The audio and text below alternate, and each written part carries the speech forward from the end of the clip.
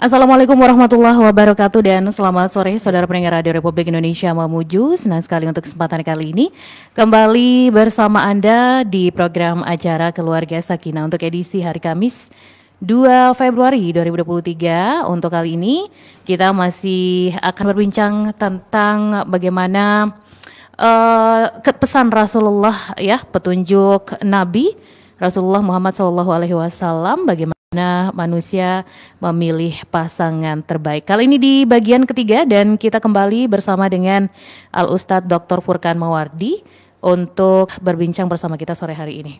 Langsung saja kita menyapa. Assalamualaikum Pak Ustadz. Waalaikumsalam warahmatullahi wabarakatuh. Sehat? Alhamdulillah. Alhamdulillah sehat. Saya sangat sehat dan berbahagia pekan-pekan ini. Oh, ada apa itu Ustadz? Alhamdulillah di kampus kami sudah, ya bukan cuma saya bergembira dan saya kira seluruh warga Mamuju dan Sulawesi Barat karena pasca sarjana pertama di Sulawesi Barat di Mamuju, alhamdulillah dapat izin Universitas Muhammadiyah Mamuju. Jadi kita sudah untuk S2. S2. Alhamdulillah, berarti kita nggak perlu keluar Sulawesi Barat lagi nih benar. Ini kabar gembira ya. Jadi di Sulawesi Barat selama ini nih berapa puluh tahun ya berdirinya universitas di Sulawesi Barat. Mungkin tahun ini baru dapat. Baru tanggal 16 kemarin penyerahan. Berarti untuk pendaftaran di tahun ini sudah mulai. Insyaallah bulan Maret nanti. Iya, langsung saja daftar untuk S2-nya ya. Saya nyusul di belakang. Insyaallah. Baik. Sesuai dengan pesannya Pak Gubernur, usahakan jangan terlalu banyak orang Mamuju pergi ke Makassar kuliah. Ya betul, itu yang kita harapkan selama ini sih. Orang tuanya cari uang di sini. Ya, agak lebih susah juga ya, karena biaya hidup juga lebih tinggi kalau kuliahnya di luar seperti itu. Nah ini juga merupakan salah satu cara bagaimana kita bisa memberikan sumbangsi yang lebih banyak lagi kepada generasi bangsa, khususnya generasi Sulawesi Barat untuk bisa lebih cerdas dan terdidik seperti itu ya. Bagaimana keluarga yang lebih terdidik juga sore ini dimulai dari mencari pasangan terbaik. Baik, di bagian ketiga langsung saja Pak Ustadz. Baik, terima kasih Mbak Hijrah yang selalu ceria, selalu sumringah, semangat selalu, wah luar biasa. Harus dong ya Pak Ustadz. Nanti pendengarnya tidak semangat kalau kita tidak semangat. Oh gitu ya. Harus menjadi jadi memprovokasi. Iya. Provokator itu kan baik. Tergantung apa yang diprovokasikan. Iya, gitu. Memberikan sugesti yang baik supaya yang baik juga pada datang gitu. Oke, betul. Baik, alhamdulillah. Jadi bersyukur. Jadi memang kalau kita mau tahu tadi, jadi mukadimah tadi itu dari Mbak Hijrah, IPM kita Sulbar itu kan ketiga terendah di Indonesia. Indeks pembangunan manusia. Ya salah satu kurangnya itu pendidikan. Ya pendidikan. Dan ya keberadaan lembaga pendidikan itu adalah menjadi harapan semoga ya lahir. Bahasanya tadi ya lahir manusia-manusia terdidik. Namun manusia terdidik yang paling awal itu lembaganya adalah keluarga dulu. Gitu. Nah tentu untuk menciptakan lembaga keluarga juga menciptakan juga harus orang-orang yang terdidik dulu kan gitu. Nah banyak cara orang bisa terdidik, bisa melalui lembaga pendidikan, bisa juga dengan melalui lembaga-lembaga lain atau kajian-kajian lain. Termasuklah sarananya ini ya kajian keluarga sakinah kita yang tiap pekan ini. Semoga bisa jadi wasilah. Baik, kita masuk ini sudah kriteria memilih suami ya. Kemudian 5 poin yang akan saya sampaikan dan ternyata pekan lalu ya 2 pekan lalu kayaknya. Ya 2 pekan yang lalu. Saya pekan lalu di Surabaya, Hijrah. Tapi di Makassar Pak Ustadz. Ya Makassar kemudian ke Surabaya. Ke Surabaya, oke. Ya masih dalam hal itu. Kebetulan saya diamanai sebagai koordinator pembentukan, jadi kami ke Surabaya itu artinya supaya bagaimana pasca ini bukan hanya berdiri, tapi juga tentu memenuhi beberapa syarat. Itu yang kami tunaikan kemarin. Sementara sibuk nih Pak Ustadz masih menyempatkan diri ya. Kita harus senantiasa sibuk dalam kebaikan. Iya benar. Jangan ngeluh ya kalau sibuk dalam kebaikan ya. Karena memang kesibukan kita cuma itu. Kalau kita tidak sibuk kebaikan, ada 2 itu. Kalau tidak sibuk kebaikan maka akan sibuk keburukan. Keburukan atau berada pada kesia-siaan. Iya. Ya saya bersyukur makanya Mbak Hijrah selalu pasang flyernya kan. Makin peluang kita terus berubah baik ini kan gitu. Pertama kemarin ya pastinya pertama harus agama, ya. Kedua adalah taat beragama, ya, selain beragama juga taat beragama. Yang ketiga adalah ya calon suami yang baik itu adalah tentu yang menjauhi dan membenci maksiat. Ya, menjauh itu maksiat bisa balik dia kalau dia tidak benci kayak gitu. Oke. Ya kan, jauhi maksiat itu kan maksiat, karena maksiat itu begitu kita jauhi ada waktu-waktu dia akan datang lagi. Tapi kalau kita sudah benci, meskipun dia ada depan kita, ya kita tidak akan melakukan. Ya. Makanan yang depan kita, kalau sudah benci, sudah nggak nyaman. Iya betul. Seenak apapun pasti nggak bakal dimakan. Iya kan. Ya misalnya gini ya, jengkol pete lah gitu. Misalnya kan, seenaknya orang yang memang suka dia makan, tapi orang yang tidak senang pete jengkol itu, waduh, dia tidak bisa makan. Ya, meskipun versi lain mengatakan enak. Ya. Jadi ketika sesuatu itu memang menjauhi maksiat. Kenapa maksiat ini kan berat? Dia akan jadi pangkal. Dia tidak mungkin bisa menjadi muslim yang taat ketika banyak maksiat. Saya buka dengan sebuah kisah. Kisahnya Imam Syafi'i, Mbak Hijrah dan seluruh pemirsa. Ini terkait dengan maksiat ya. Imam Syafi'i itu Mbak Hijrah dan pemirsa, saya yakin pemirsa pendengar RRI paham sekali ya siapa itu Imam Syafi'i.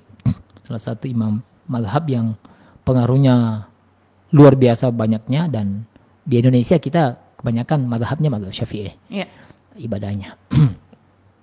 Jadi waktu dia belajar, waktu masih kecil, Imam Syafi'i itu dia kan orangnya Imam Syafi'i itu kisahnya Mbak, itu kalau dia baca satu gini, dia sudah langsung bisa baca satu begini. Cerdasnya beliau itu. Umur 7 tahun dia sudah hafal Quran. 14 tahun dia sudah berfatwa. Waktu dia menjadi santri, pernah merasa galau dia. Kenapa? Ibadahnya menurun, hafalannya tidak sehebat sehari-hari sebelumnya. Ibadahnya tidak sesemangat sebelum-sebelumnya. Ya, hafalannya pun begitu, tidak sekencang sebelum-sebelumnya. Dia mengalami kegalauan. Ini terkait mengenai maksiat ya. Terkait dengan nanti, karena berurut ini ibadah tidak mungkin bisa sempurna ketika tercampur dengan maksiat. Nah Imam Syafi'i ini karena galau, akhirnya dia sowan. Sowan itu apa ya bahasa Indonesianya? Sowan apa ya? Sowan itu bahasa Indonesia, bahasa Jawa. Menghadap. Sowan itu bahasa Jawa, Mbak. Menghadap ya. Menghadap. Jadi menghadap ke gurunya. Ya curhat lah, mau curhat. Itulah hebatnya penuntut ilmu dulu Mbak. Ada masalah itu curhat kepada orang pintar. Curhat kepada orang guru. Curhat kepada yang berilmu. Kita sekarang curhat di medsos. Curhat ke tetangga yang sama-sama bocor. Gitu ya. Jadi curhat kepada orang yang bukan ahlinya. Akhirnya privasinya beredar ya satu kampung jadinya. Nah orang dulu itu nggak curhat kepada orang ahli supaya diberikan solusi kayak gitu. Jadi menghadaplah dia kepada syekhnya, gurunya namanya Syekh Waqi waktu itu. Ya. Kemudian dia sampaikanlah kegalauannya, Pak Yai, kok saya beberapa hari ini kok kurang semangat, kan? Ibadahnya menurun, hafalannya kurang lancar dan seterusnya. Curiga saya Pak Ustadz. Ya, ada apa gerangan gitu kan? Ya, jadi ini ya orang galau kan terkadang dia tidak tahu apa ini gitu kan. Betul. Dan memang dia membutuhkan orang yang pas untuk memberikan solusi. Nah, orang penuntut ilmu dulu yang pas itu adalah guru, gitu, guru yang alim ya, yang soleh. Nah, syekhnya ini memberikan nasihat, wah Imam Syafi'i, menuntut ilmu itu adalah sebuah kemuliaan dan jalan mencapai cahaya Allah. Dan untuk menggapai cahaya Allah itu tidak mungkin diperoleh orang yang bermaksiat. Maka jauhilah maksiat. Jauhilah maksiat. Nah, itu aja. Akhirnya Imam Syafi'i ini kembali ke asramanya, mikir dia, maksiat apa yang saya lakukan selama ini?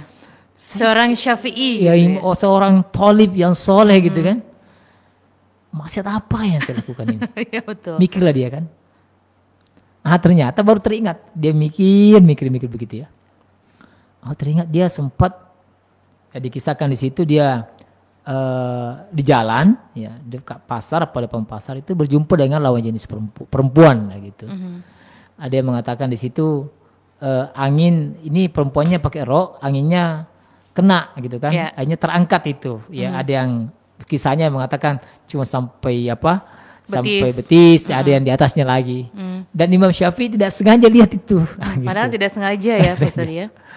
Nah, dari situlah dia mengatakan sepertinya inilah maksiat yang saya lakukan. Ya. Kemudian dia sadar, kemudian dia segera istighfar, minta ampun kepada Allah. Dan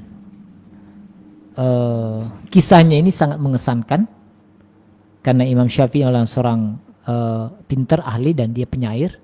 Dia buatlah nasihatnya gurunya itu sebuah syair yang indah. Dan saya yakin orang yang pernah pesantren itu pasti hafal itu, rata-rata hafal ya. Jadi sangat fenomenal dan sangat terkenal itu syairnya ya. Syaqautu ila waqi'in su'al hifdi fa arsalani ila tarkil ma'asi wa 'allamani bi annamal ilmu nur wa nurullah la yuhda lil 'asi. Kata Imam Syafi'i, syaqautu ila waqi' su'al hifdi. Syaqautu ila waqi' su'al hifdi. Saya telah menghadap kepada syekhku, guruku namanya Syekh Waqi'. Kenapa? Su'al hifdi, karena buruknya hafalanku. Ya. Kemudian pelajaran pertama saya dapatkan fa'arsyadni ila tarkil ma'asi. Pelajaran pertama yang dia sampaikan adalah tarkul ma'as. Tinggalkan maksiat. Tarkul ma'asi. Wa 'allamani, dan dia mengajariku bi annamal ilmu nur. Sesungguhnya ilmu itu adalah nur, cahaya. Wa nurullah la yuhda lil 'asi, dan cahaya Allah tidak mungkin turun kepada ahli maksiat. Gitu. Nah, pemirsa Budiman yang dimanapun berada, ini kisah tentang maksiat yang dipenghalang kita mendapatkan cahaya Allah. Nah, kalau mencari pasangan yang tidak mendapatkan cahaya Allah, mencari pemimpin yang tidak mendapatkan cahaya, ibarat orang bawa mobil tidak punya cahaya. Nyetir malam-malam. Nyetir malam-malam, dia nabrak. Masuk jurang gitu kan. Betul. Terkadang ada menyala aja masih kabur-kabur kok tidak jelas kelihatannya gitu kan. Nah, bagaimana kalau yang berjalani kehidupan? Pemimpin yang tidak punya lampu, pemimpin yang tidak mempunyai cahaya. Kenapa? Cahayanya tertutup dengan maksiat. Gitu. Maka pemimpin yang baik, ya, calon pemimpin yang baik, saya pesankan kepada seluruh adinda para kaum hawa yang mencari pasangan, maka teliti dengan baik, ya, bagaimana calonnya ini bukan masuk kategori orang yang ahli maksiat, namun justru sebaliknya adalah orang-orang yang menjauhi maksiat, bahkan orang-orang yang benci terhadap kemaksiatan. Karena kemaksiatan inilah yang akan menjadi pemicu. Ya. Jadi terjadinya beberapa kekacauan di dalam rumah tangga kan, itu karena penyebabnya ya sang suami pelaku maksiat. Peminum khamar misalnya, dia pulang kondisi mabuk misalnya, itu kan kesulitan itu. Iya kan? Dia orang mabuk itu kan dia sudah hilang kesadaran. Dia pukullah istrinya, dia tamparlah istrinya, dia pukullah anaknya. Gitu. Pelaku maksiat yang ya suka misalnya godain perempuan misalnya, itu kan terbawa nanti itu. Ya. Jadi sudah nikah masih godain gitu kan. Nah ini tentu pelaku-pelaku seperti ini yang tidak mungkin bisa menjadi menjadi pemimpin yang baik. Yeah. Kemaksiatannya akan menjadi penghalang dia untuk menjadi yang nomor 2 yang kemarin kita bahas, menjadi manusia yang taat. Nah ketika sudah terhalang dia menjadi taat kepada Allah, ya ketika Allah saja dia sudah tidak mampu taati, bagaimana nanti dia mau menaati istri, menaati mertua, orang tua dan seterusnya. Nah, ini menjadi tentu problem awal ya yang harus diseleksi betul Adinda, para adik-adik putri yang ingin mencari pasangan, jangan sampai memilih atau salah pilih atau cari betul. Kau bertanya, Ustaz, bagaimana kalau ahli maksiat yang tobat? Ya. Oh, itu kan. Ya. Itu katanya Pak Ustadz, ini pepatah atau apa ya, kata-kata masyarakat di luar sana katanya, kalau menikah itu lebih baik sama mantan preman katanya daripada mantan Ustadz. Oh itu, ya betul juga. Tapi gimana itu pandangannya Pak Ustadz? Apakah mantan selamanya tidak akan balik? Ya makanya tadi penggaris bawahnya membenci. Orang yang sudah benci dia tidak akan balik. Ya kan? Makanya bukan cuma menjauhi ya. Menjauhi kan berarti dia sudah tidak nih. Tapi membenci. Terkadang kalau cuma menjauhi ada kesempatan balik. Tapi kalau dia sudah jauh dan membenci, muak gitu kan. Ketika melihat sesuatu sudah, misalnya peminum khamar, peminum bir misalnya, atau peminum balok lah, ya kan. Dia sudah menjauh, tapi dia tidak benci. Oh itu problem. Karena ada kesempatan, karena biasanya kan kejahatan terjadi karena bukan cuma ada niat. Ada kesempatan. Ada kesempatan. Tidak ada niat nih karena sudah menjauh, tapi ada kesempatan berkumpul dengan temannya. Ketemu lagi kawan-kawan lamanya. Ada lagi waktu, ada kesempatan, diajak lagi gratis pula. Ini kalau timbul benci bisa kembali itu. Gitu. Jadi lebih baik mantan preman baik. Artinya mantan ya. Artinya sudah berhenti dia menjadi. Harusnya preman. Bukan mantan preman ya Pak Ustadz. Preman insyaf. Ya preman insyaf baiknya. Karena kalau mantan preman belum tentu nggak balik. Ya kalau saya sih dilangkan aja itu. Begitu orang sudah insaf ya insya Allah jadi mukmin soleh gitu kan. Orang soleh gitu. Antara mereka kayak masih ada bawaannya kan bisa menjadi traumatik sendiri kan gitu. Bahkan bisa bawa-bawa preman ya masih ada tanda. Ya betul. Itu yang saya maksud ya Pak Ustadz ya.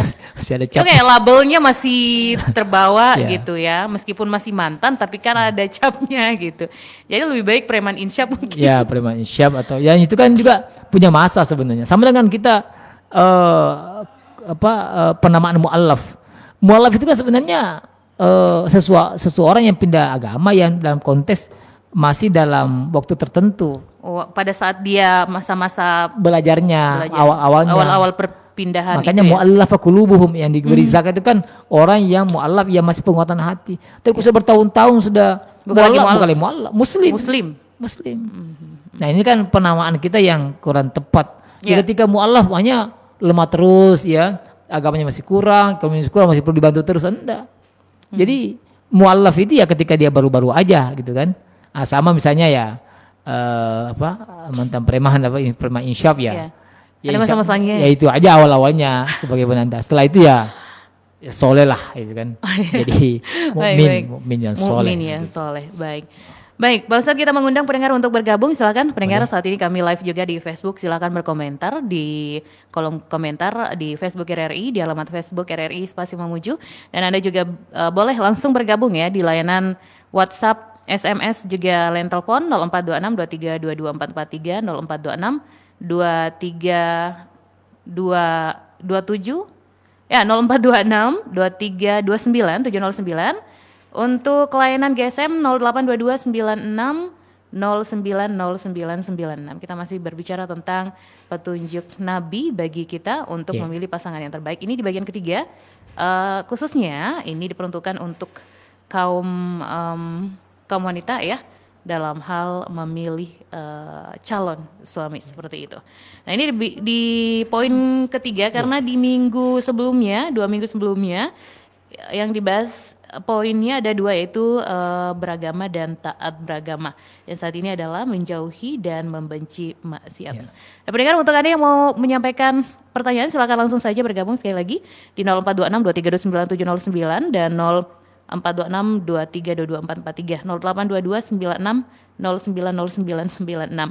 Pak Ustadz, mungkin bisa diperjelas ini macam-macam maksiat itu seperti apa? Kalau tadi kan yang seperti yang diceritakan dalam riwayat Syafi'i, Imam Syafi'i, itu bisa termasuk kategori maksiat mata, tidak salah ya. Kemudian tadi disinggung juga soal minum-minuman khamar dan sebagainya. Maksiat lain mungkin? Ya. Kayaknya banyak ya Pak Ustadz ya. Tertinggi itu ya maksiat kepada Allah. Maksiat kepada Allah. Maksiat kepada Allah itu adalah ya semua yang dilanggar oleh Allah dia laksanakan. Gitu. Tapi sebenarnya tidak ada orang yang tidak pernah maksiat. Tidak ada yang tidak. Ya. Bahkan kalau kita kembali ke sirah Rasulullah, sebenarnya kan justru sahabat-sahabat Nabi itu kan mantan-mantan semua. Iya. Iya kan? Umar bin Khattab. Umar bin Khattab itu justru dedengkot itu, ya kan? Jadi dedengkotnya preman itu kan? Umar bin Khattab itu kan, para Hamzah, para sahabat-sahabat Nabi, ring-ring satunya Nabi itu justru mantan-mantan preman. Dan jangan salah, justru biasanya yang orang yang taubat itu, yang mantan itu terkadang malah lebih taat ya. Saya punya kawan dulu itu nakalnya luar biasa, ya kan. Dia itu hari saya ketemu, ya. Dia sudah berubah total itu. Pakaiannya sudah jubah, apa semua sebagainya, ya kan. Yang dia tanya pertanyaan bagaimana keadaan imanmu hari ini. Itu kan luar biasa itu. Saya dia yang paling waktu sekolah dulu ya paling nakal, paling apa seterusnya. Dan itu sesuatu yang mulia malah justru yang mau berubah itu, gitu kan. Artinya bukan berarti pernah berbuat maksiat kemudian kita menutup diri ya. Karena memang banyak orang yang apalagi sekarang ya sudah istilahnya kan bukan mantan sekarang, hijrah. Sama namanya makanya kan. Ya, ada kadang jadi kumpulan artis hijrah gitu kan. Kumpulan motor gede hijrah gitu kan. Sekarang fashion hijrah gitu kan, jilbab hijrah. Mode terkenal sekarang, saya Pak Ustadz ya. Jadi terkenal jadi Mbak hijrah ini masih terkenal kan. Jadi dan ada beberapa yang saya temui, beberapa memang bahkan saya lihat ibadahnya luar biasa ya. Mau dikata bahkan saya katakan waduh saya kalah betul ini ya. Jadi dia dulu mainnya di klub-klub malam gitu kan. Dia mendapatkan hidayah ya, petunjuk luar biasa. Amal awal waktu 5 waktunya itu kalah. Saya merasa kalah karena dia belum adzan dia sudah di masjid ya. Orang belum dimukanakan adzan dia sudah berada di masjid, keluar dari masjid paling terakhir ya. Dia mengisahkan bahwa seluruh maksiat saya sudah lakukan semuanya ini Pak. Namun ya karena mendapatkan hidayah petunjuk dan berubah. Nah tentu calon-calon seperti ini kita tidak boleh menutup diri bahwa dia pernah ya, tidak ada orang yang sempurna, tidak ada yang tidak maksiat ya. Namun pintu taubat tetap terbuka lebar. Makanya kan perintah Allah ya ayyuhalladzina amanu tubu ilallahi taubatan nasuha ya. Jadi diperintahkan kepada hambanya yang punya maksiat, pernah bermaksiat ya, tubu ilallahi taubatan nasuha ya, untuk bertaubat. Spesifik maksiat yang dimaksud tadi Pak Ustadz mungkin lebih spesifik ya. Banyak mungkin orang yang luput dari maksiat yang dimaksud karena tidak paham bahwa itu adalah maksiat. Baik.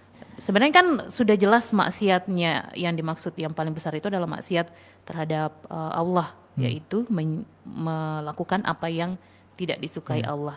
Tapi mungkin masih awam ya, masih ada yang tidak tahu maksiat seperti apa yang dimaksud. Jadi kalau kita buka hadisnya Rasulullah, ada 7 dosa besar itu ya, sab'ah mubiqat itu kan.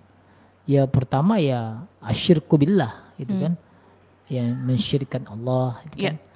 Wa aklur riba, wa aklur mal yatim gitu kan.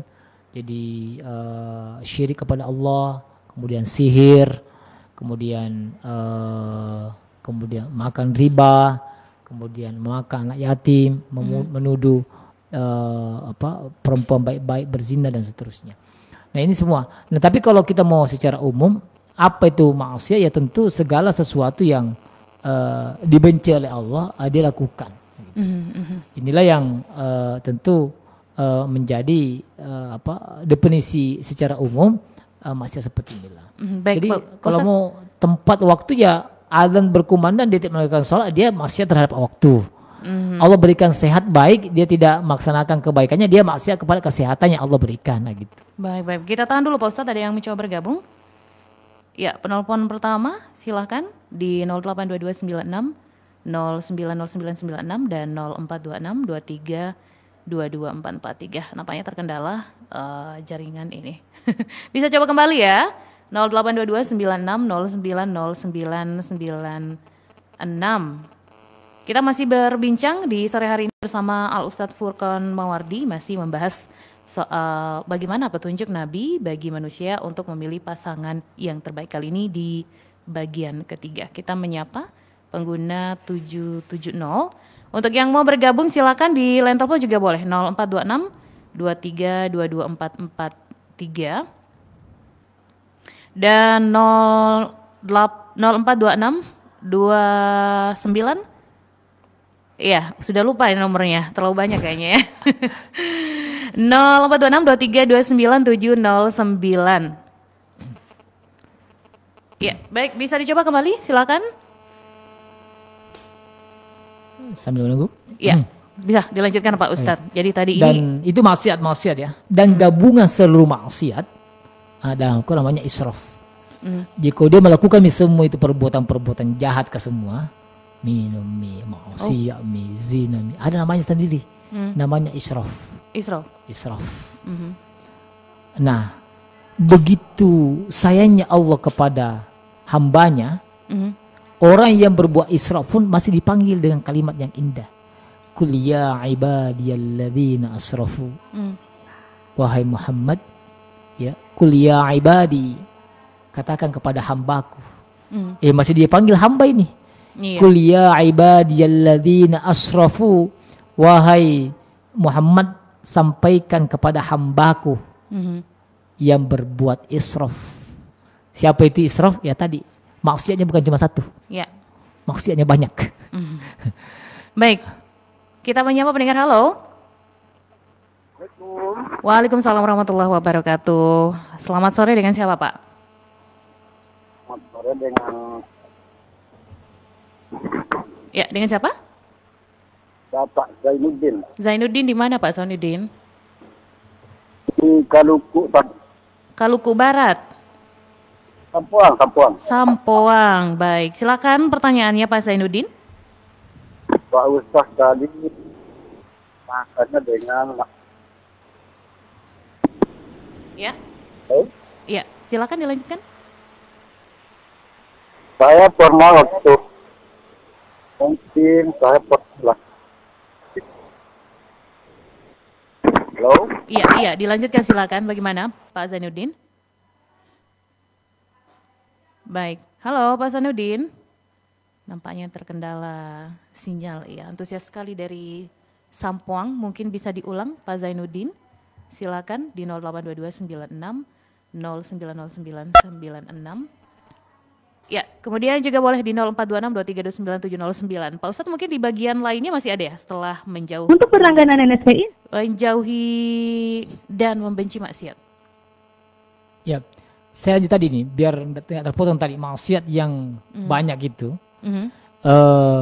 Itu dalam Al-Quran namanya israf. Artinya supaya kita tidak berhenti memahami maksiat kemudian tidak ada peluang gitu kan. Karena memang semua orang punya masa lalu gitu kan. Tapi tetap setiap orang juga punya harapan untuk menatap masa depan gitu. Artinya jangan sampai ini kok maksiat dibahas, calon saya orang sudah taubat kok ya, sebagainya. Nah, di Al-Qur'an begitu indahnya Allah mengatakan, ya qul ya ibadiyalladzina asrafu, wahai hambaku yang israf, la taqnatu min rahmatillah. Jangan pernah berputus asa atas rahmat Allah, ya. Jadi artinya apa? Ketika Anda berbuat maksiat, ya, la taqnatu min rahmatillah. Bertobat. Jangan putus asa, ya. Kadang orang kalau sudah terlanjur nih, nggak ada misalnya harapan ini, ya. Benar. Kan banyak begitu tuh.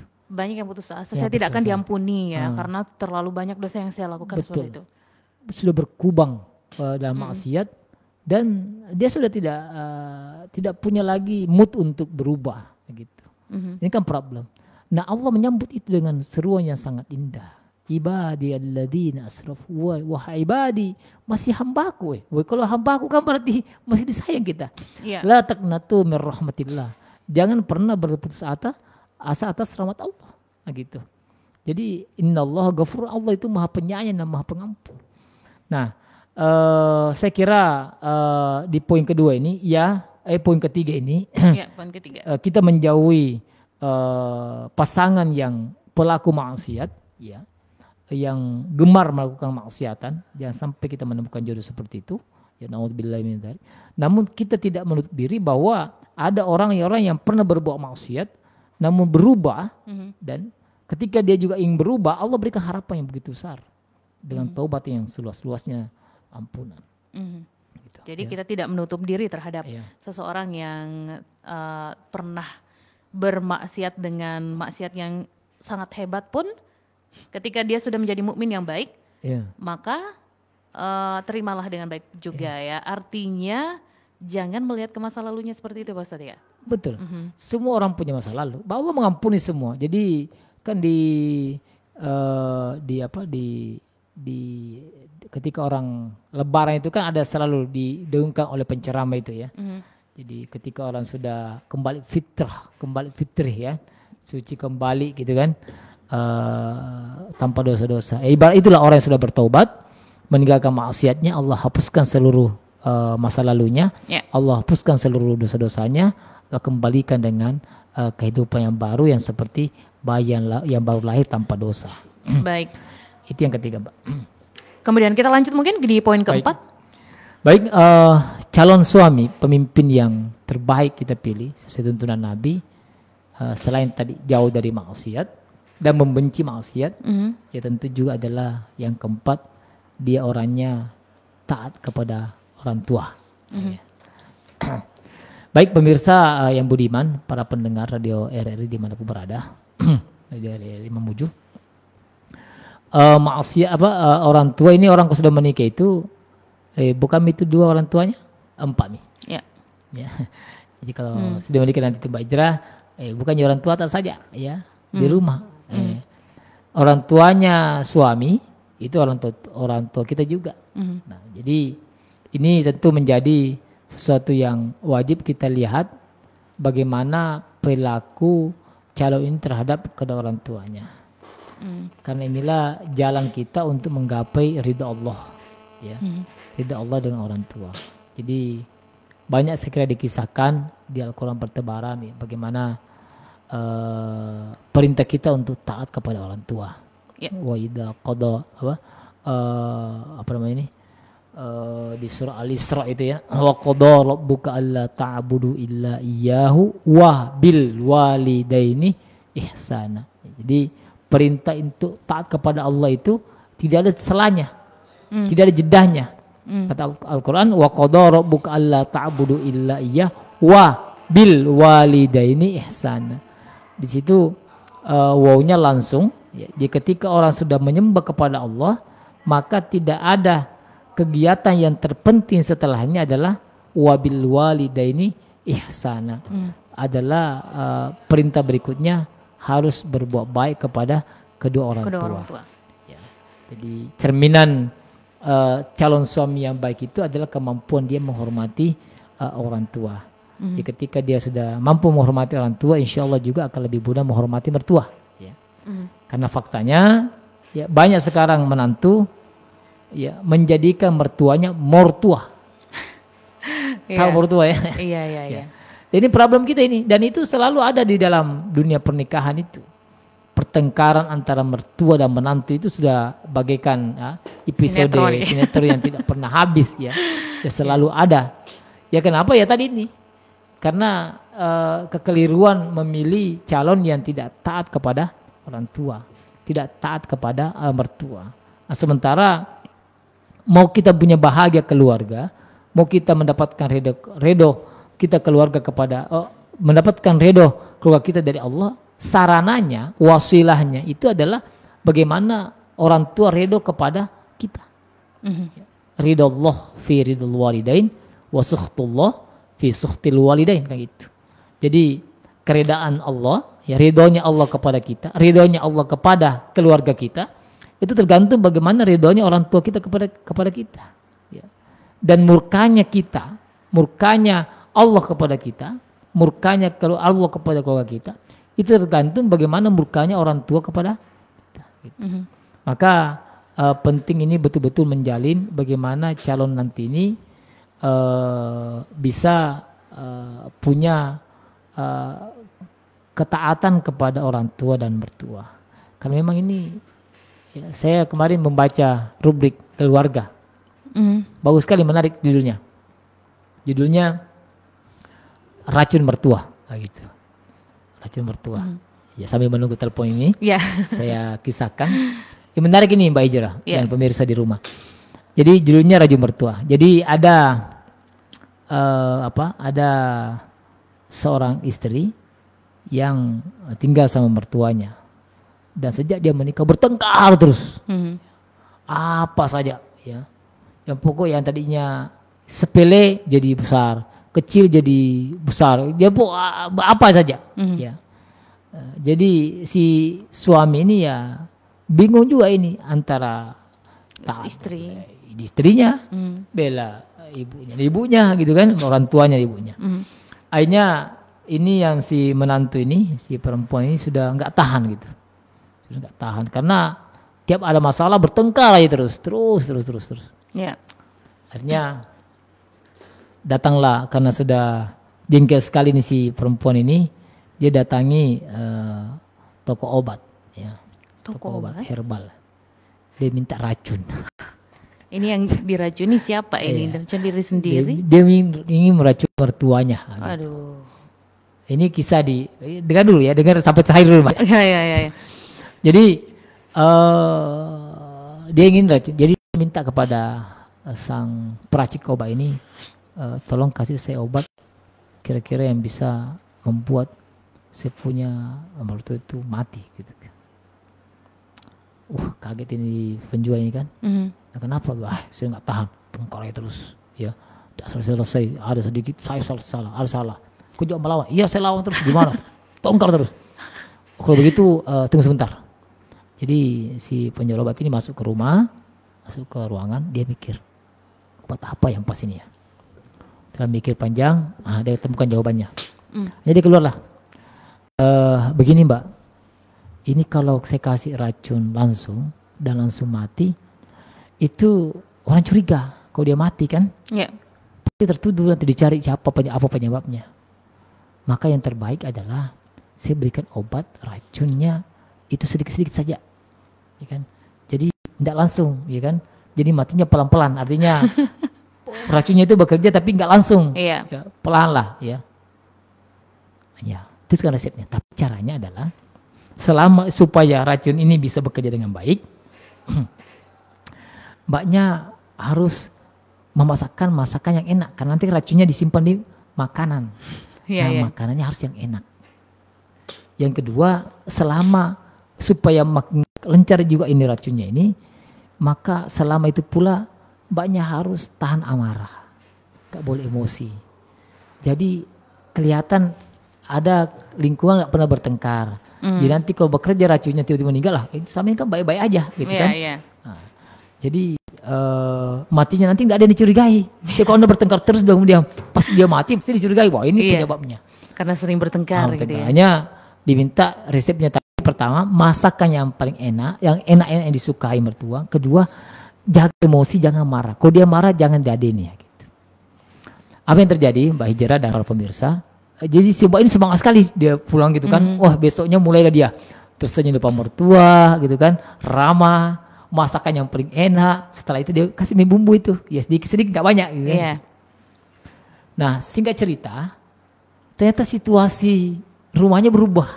Gitu kan. Berjalan 6 bulan, ya kurang lebih 6 bulan, kok mertua makin baik gitu kan. Kan nggak pernah marah ini, tiap marah diam gitu kan, senyum kan, masakannya enak-enak. Mertuanya makin senang gitu kan, itu makin baik, makin soleh, istilahnya makin nyaman lah keluarga, nggak perlu lagi bertengkar. Bagaimana bertengkar lawan gitu kan? Tenang, sabar, makanannya enak, senang lah mertua kan, wah makin disayang lah ini menantu ini kan, wah heran ini si laki-laki perempuan ini kan, wah kalau begini mah jangan sampai mati mertua saya kan. jadi khawatir jadinya ya. Justru mati betul. Akhirnya dia lari, pergi ke tukang obat tadi. Pak, minta tolonglah ini. Kalau bisa saya cari obat penawar itu.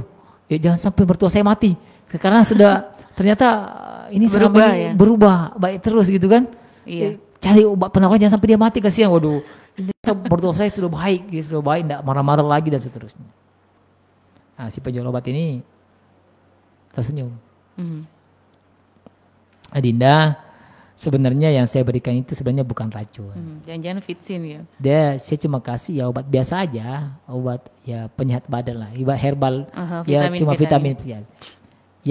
Saya kasih obat racun itu Anda lah, ya. Kenapa Anda bertengkar ya? Racun sakit hati, racun amarah, racun pikiran jahat, ya. Tidak mau taat orang tua, itulah yang saya hilangkan sebenarnya. Cuma dengan cara seperti ini, kayak gitu. Akhirnya ya dia sadarlah, ternyata bukan mertua saya yang salah, saya lah yang salah, gitu kan. Bukan mertua saya yang marah, saya lah yang sepertinya harus banyak belajar mentaati kepada beliau. Kenapa ya? Dia tidak memahami bagaimana taat kepada orang tua, taat kepada orang tua. Akhirnya ya menarik ini ceritanya. Ya ketika saya baca, racun mertua gitu kan.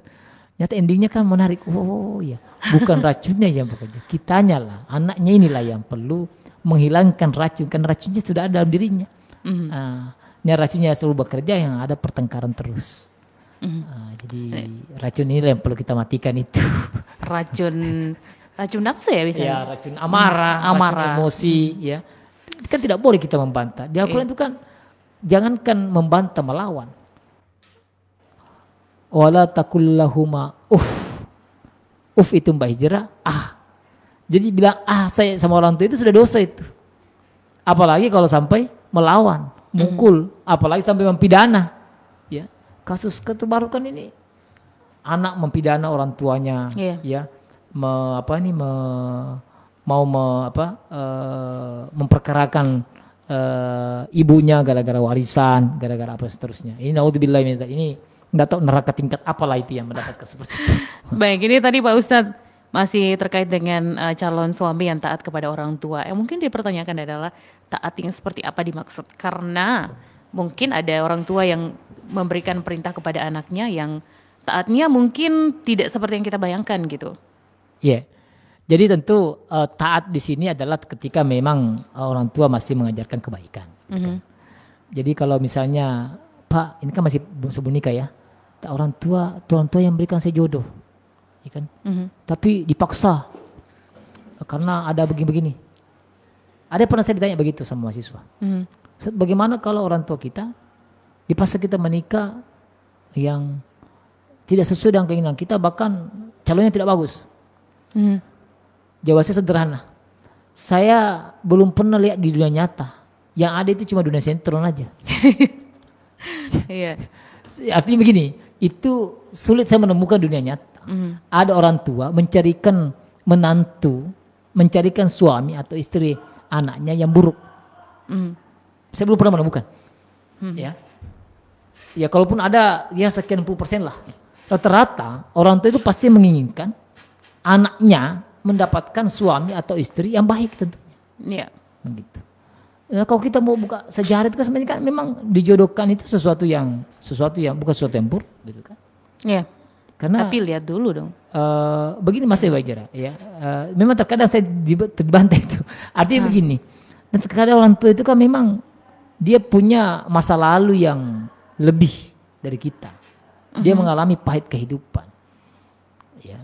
Jadi mengalami pahit kehidupan yang dia tahu betul. Oh, ketika menikah dengan orang seperti ini efeknya nanti. Nah, itu tidak bisa karena bagaimanapun orang tua ketika menikahkan anaknya, satu tujuan itu pasti dia menginginkan anaknya bahagia. Gitu. Pun nanti ada perbedaan, ya ini tidak ada peluang kita untuk berbantah-bantahan. Bahasa Al-Quran tetap ketika kita berbeda dengan orang tua, kita tetap berkewajiban menyampaikan yang terbaik.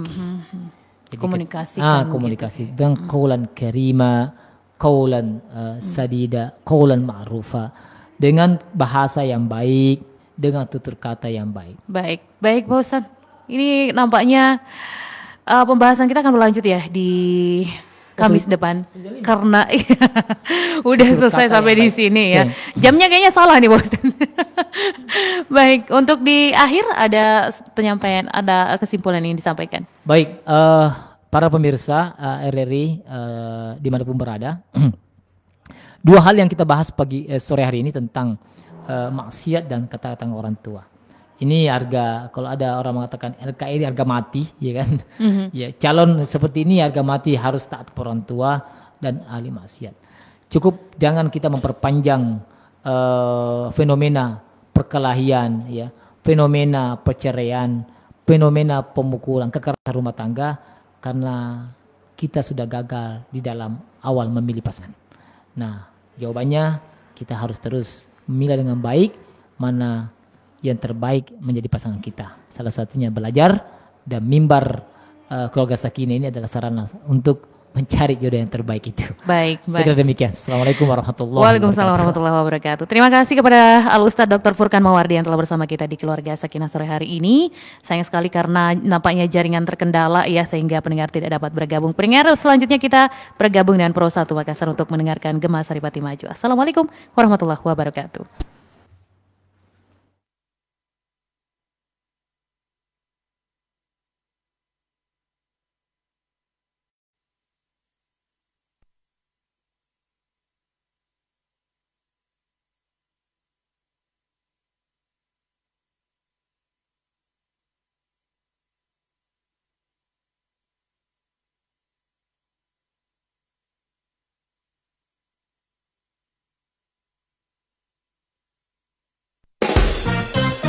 Pro 1 RRI Mamuju, kanal informasi dan inspirasi.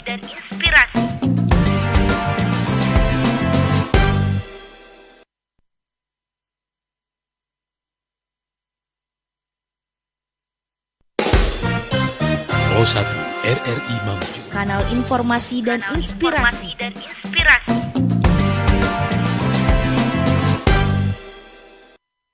Reporter RRI, dan kami mulai dari RRI Palu. Kurangnya pasokan dan baru memasuki panen raya, harga beras di kota Palu mengalami kenaikan harga mencapai Rp11.500 per kilogramnya. Berikut laporan Iketut Wiranata. Harga beras di kota Palu dalam beberapa hari terakhir mengalami kenaikan. Penjual beras Sinar Indah Pasar Masomba Haji Lojong kepada RRI mengatakan, naiknya harga beras di kota Palu dipengaruhi karena kurangnya pasokan